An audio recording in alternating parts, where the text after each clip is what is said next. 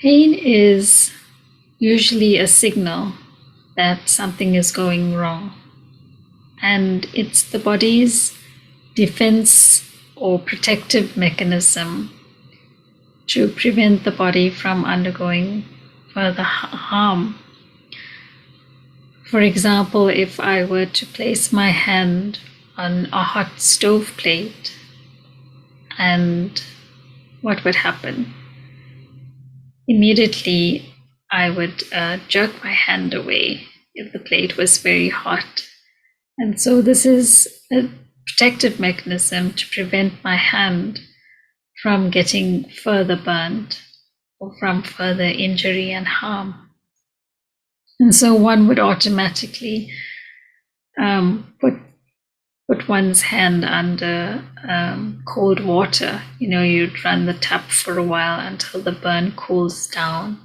And depending on how much swelling there is, you can bandage it or put a plaster. And then you continue with whatever it is you need to do.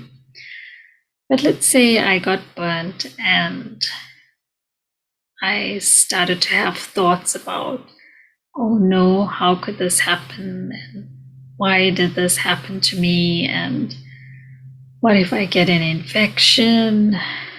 What if, so many questions. What if and how and why me? And, it's almost like I make a big story out of it, with just getting burnt. And the anxiety starts to increase, and I start imagining all weird things that could happen to my hand now that it's burnt. And I just start Googling away, and I look at all the different, things that could happen, and I start, my imagination runs wild. And before I know it, I'm in severe anxiety. And so what happened, in both situations, there were two different reactions. So in the first situation, I got burnt. I did the necessary and I continued on my way. Second situation, I started to have extra thoughts. I went into overthinking. And so when we start to create extra thoughts, we start to trigger certain feelings. And so in this case, feelings of anxiety start to arise, fear. I start to get emotional, then I start to blame myself, I start to question, and I make a big thing out of a small thing. And so we can see how suffering is something that can be inflicted upon ourselves just by creating too many thoughts. Another lovely example is the COVID pandemic. And I'm sure you all will remember in March of 2020, when we first got news of COVID, we were inundated with the news of the high death rates, especially in Italy. It was just unbelievable how the hospitals were filling up and there was no space for the patients. And it was very sad that the death rate was so high. But what was really amazing was, and you may remember the example of the 92-year-old man who survived COVID. And when they asked him, what was it? He said it was his faith, unwavering faith and determination, his faith in God, his faith in himself, that he felt pulled him through. And there's many studies that have shown scientifically that those who survived COVID had a willpower and a determination and also fearlessness. Whereas initially, in lockdown 5, at the beginning of the pandemic, there was a lot of anxiety associated with getting COVID. And unfortunately, those patients who were anxious, who were worried, didn't seem to make it compared to those patients who had willpower and determination, who were fearless. So the question arises is, what is this willpower? What is this determination and fearlessness? And where does it come from? And why do some people suffer? And why do others not suffer? And a lot of our suffering is to do with misidentification. So our false belief that we are this body. And so our attempts to constantly preserve, maintain, protect, safeguard this body at whatever cost. And this naturally gives rise to anxiety.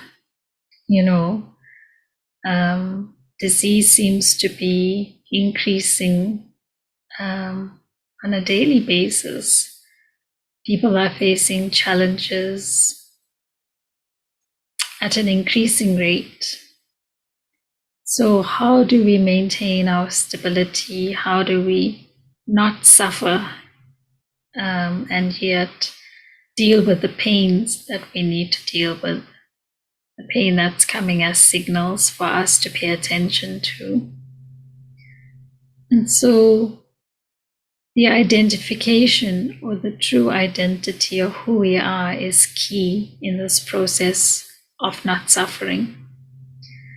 When I understand that I am a soul and this body is my chariot, so the body is like a vehicle, it's a means of expression, then I am in charge of my body. And so I choose the thoughts I want to create. And by choosing those thoughts, I'm able to create feelings associated with the thoughts. And so the question I asked earlier was, where's this willpower and determination that all these patients had that survived COVID? Where did it come from? It's coming from very deep within the soul, a very, very pure, powerful part of our being, part of who we are, that part that we've forgotten about. The original nature of who we are is peace, love, purity, power, and joy. And so we've forgotten this true identity, and that's why we've become caught up in the pain and suffering that surrounds us on a daily basis.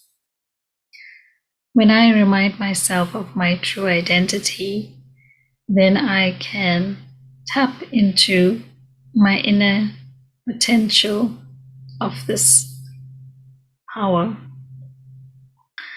And so when I contemplate on the awareness of being a soul, I begin to raise my vibrational energy. And when we raise the frequency of our thinking, we are able to connect with the supreme source of power, the supreme or the divine. And we are able to draw power. Power or energy moves from a source of high power to a source of low power.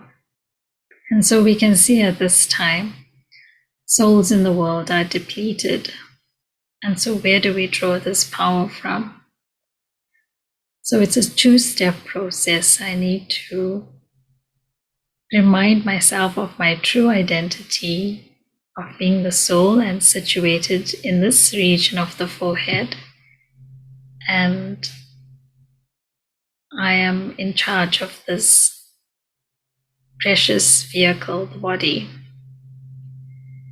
And so when challenges arise, I can face them. There's the power to face them. It's not that challenges will go away. It's not that disease won't come or pain won't come. It's okay. We deal with what comes and take it as it comes. We don't need to give extra thinking. When there's less thoughts, there's focused thinking and concentration, and there's clarity. And when there's clarity, solutions come easily and quickly. So this, in a nutshell, was a brief introduction into the difference between pain and suffering. As we go further into the series, we will take this up into more detail as Mike will talk about the subtle aspects of pain. So we're all aware of the physical illnesses and physical pain, but the emotional pain that we create, Mike will take it up. And I'd like to close with a famous saying in Buddhism, and it's worth repeating if you've heard it again. It's where my thoughts go, energy flows, life grows. Where my thoughts go, energy flows, life grows. So if I'm thinking about the past, thinking about what someone may have said to me years ago, and I'm holding on to the pain, I'm holding on to suffering. So I need to let go. So now I take my mind to a place of clarity. I take my mind to the awareness of who I really am. There's joy, there's peace inside of me, and so I need to tap into that. For so long, we've been accustomed to anger, jealousy, hatred, negativity, animosity, revenge, etc. We've forgotten our true natures, and we've forgotten our love, compassion, and mercy. So the first step is to have love and compassion for myself, acceptance of myself. And once that happens, then it's like a flower begins to bloom. And the soul is able to experience its own inner joy and inner peace and inner love. So thank you very much for taking the time out to join. So I will stop here, and this is a recording, so I won't be able to answer your questions. I think Nita or Aruna Ben will answer any questions that you may have, or comments, or anything that you would like to share. So have a wonderful day, and I hope that you will think about these thoughts and experiment with them. Thank you very much. Take care.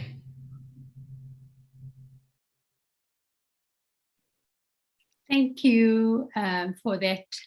I think Ashina really pointed out the importance that yes, we do experience pain, but in order for us not to experience the suffering, it is our responsibility to check our thoughts and our feelings, and in which direction they are going. So, are there any questions, any thoughts anyone would like to share, either on the chat or unmute and please ask?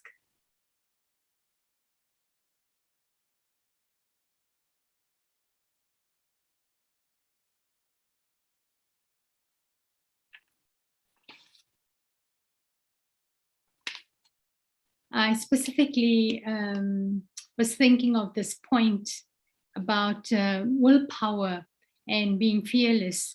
And over the years that I have practiced and have been practicing and is still practicing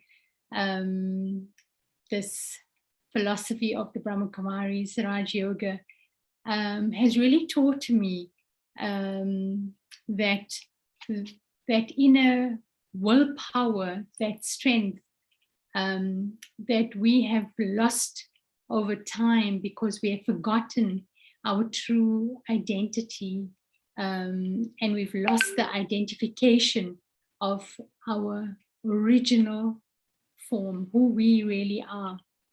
And so as I practiced and the more I got into understanding, that feeling and that experience of the willpower, the fearlessness build, and I can feel, I know there was at some point courage and confidence was something I could never think about having. And as I practiced further, I really felt how the soul became stronger, and the courage and confidence really flowed through, and that that energy that flowed from the soul from inward was really giving me the strength to be able to be courageous, be strong, and have confidence, and was completely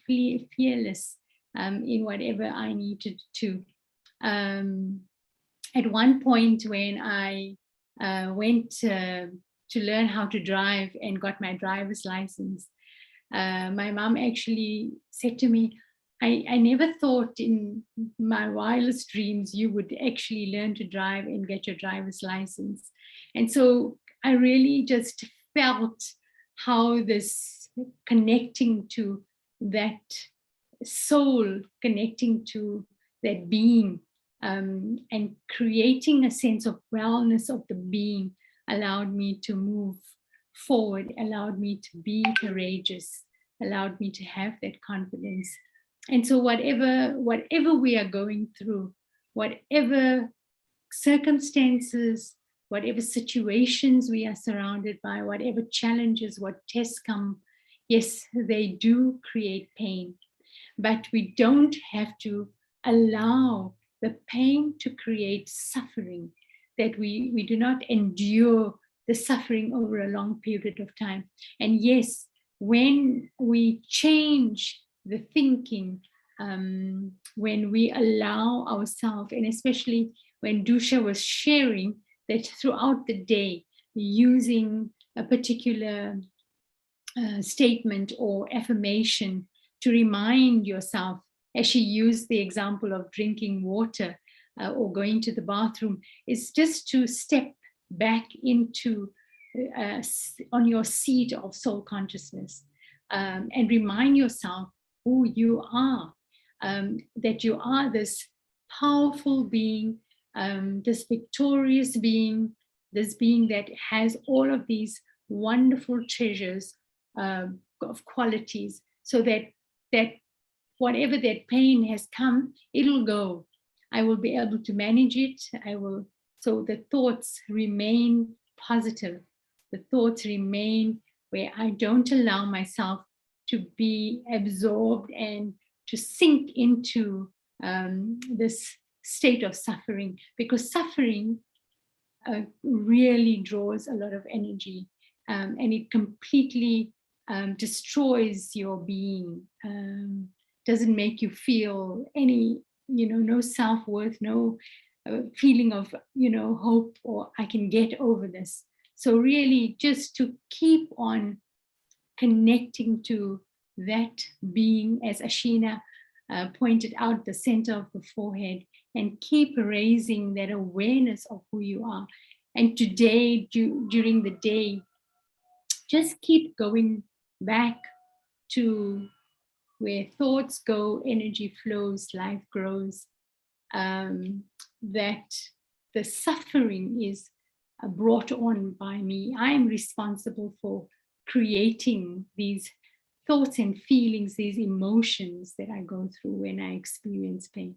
So just remind yourself, even looking at past experiences, to really bring back this strength and power to overcome. Any thoughts anyone would like to share or ask a question? Yes, sister. May I ask Yes. a question? Yes, yes. How about if you are living a surrounding that you have so much pain and suffering, let's say a family situation, etc. And how you yes. maintain yourself in this circumstance? Okay, and I think both Dusha and Ashina really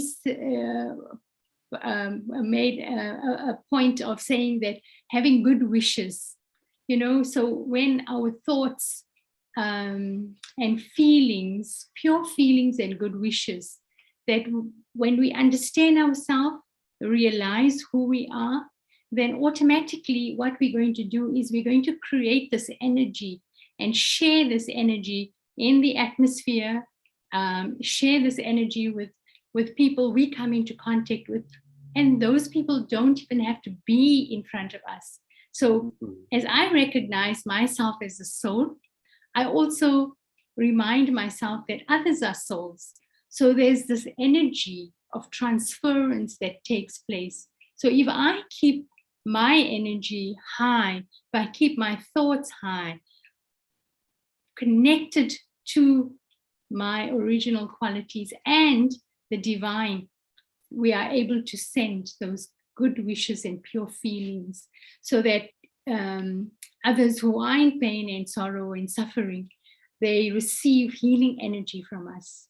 And it's a beautiful practice that when you sit for your meditation, you can actually visualize, a place or people or souls, and specifically connect up to the divine, and then spread your energy to those souls. And they would definitely receive, because our thoughts generate an energy, and energy is then transferred and felt by others. So just to keep, and really to keep ourselves stable, that is important. Thank you, sister. Okay. I see there's a question in the chat. How important it is to check, am I identifying with my true self, which is eternal, or the identity of my role, which is temporary? Thank you. So no reason for an identity crisis. Yes, so when we understand and identify with that eternal being, my true self, that is who I really am.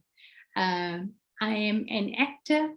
This body is my costume, and I am playing my role. I'm acting through this body, I the soul. So when I keep reminding myself that I am the soul, this is my true, my eternal identity. Thank you, Debbie. Any more thoughts, any more questions?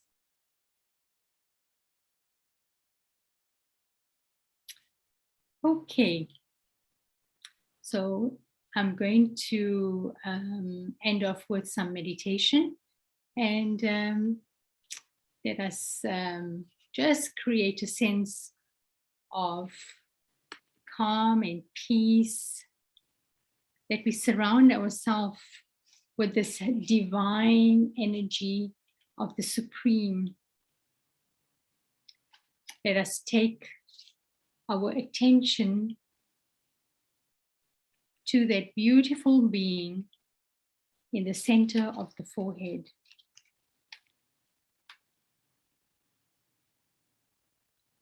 I, this eternal being, a point of light in the center of the forehead. This is my true identity. I am the soul. I am a being of light. My eternal and original form. Let me be aware of myself.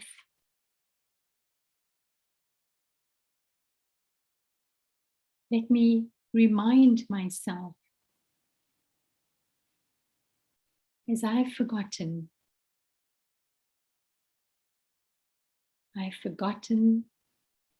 that my original and true identity is that I'm a soul, this being.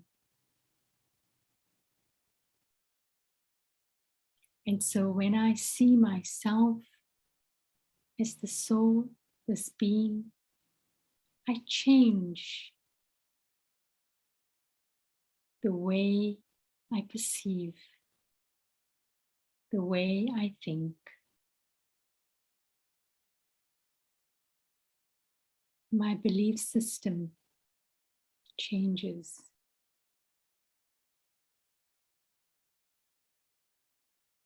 As I've forgotten that I am a soul. In the body conscious state, I blame others for the situations, for circumstances, and point fingers at others. Remember that no one else is responsible for my thoughts and the emotions that I create and feel. I, and not anyone else, makes me think and feel this way. So I correct my thoughts and create thoughts that I am a powerful soul.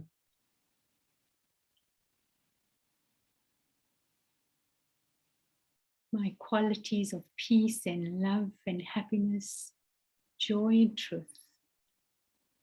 These are my qualities, my inherent goodness. And so, as I create thoughts of the beauty of the soul, the strength of the soul, I raise the awareness and the thoughts, and they generate powerful energy so that I may heal and move away from suffering.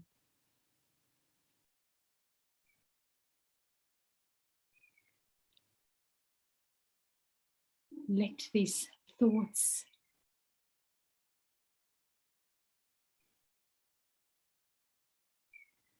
create peaceful, happy, cheerful, calming energy. And that energy can spread to the atmosphere, to the elements, and to souls of the world that are experiencing suffering.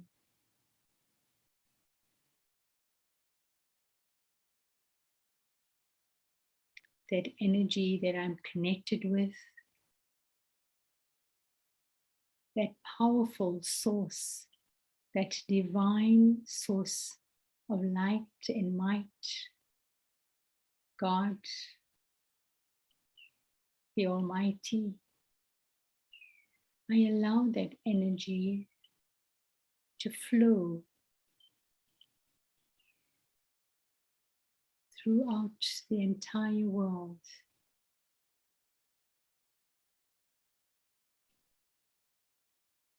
Healing energy flowing from me, from the divine to the world.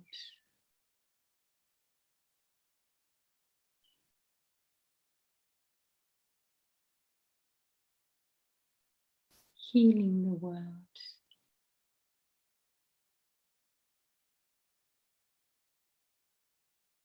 When I stay connected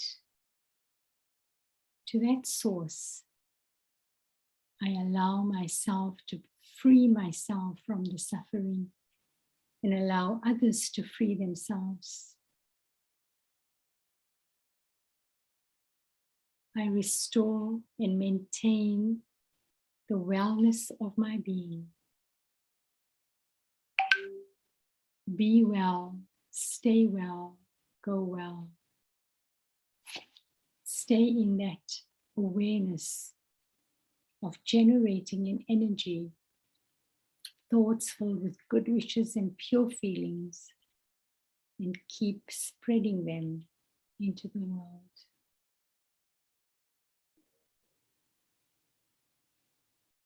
Om Shanti.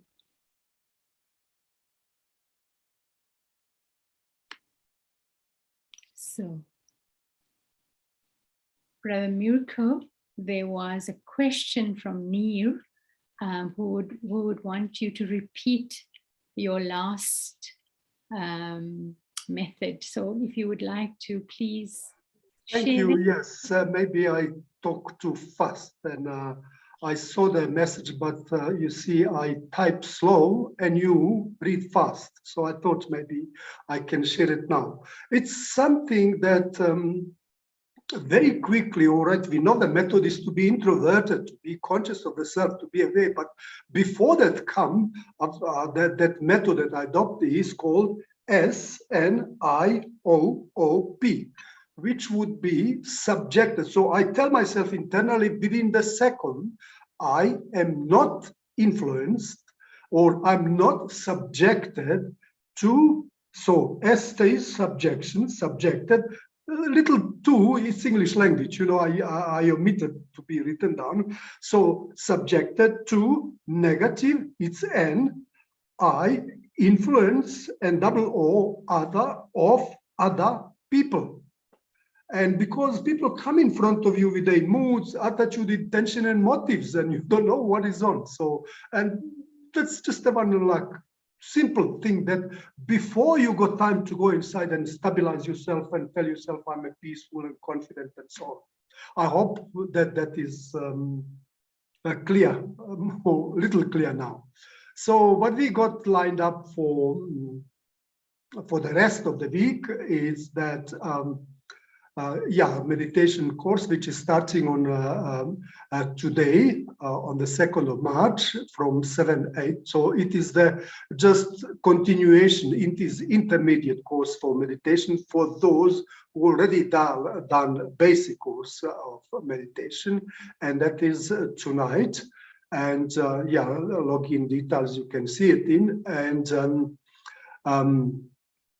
Raja Yoga Advanced course, which is starting on the, I can't see properly, on...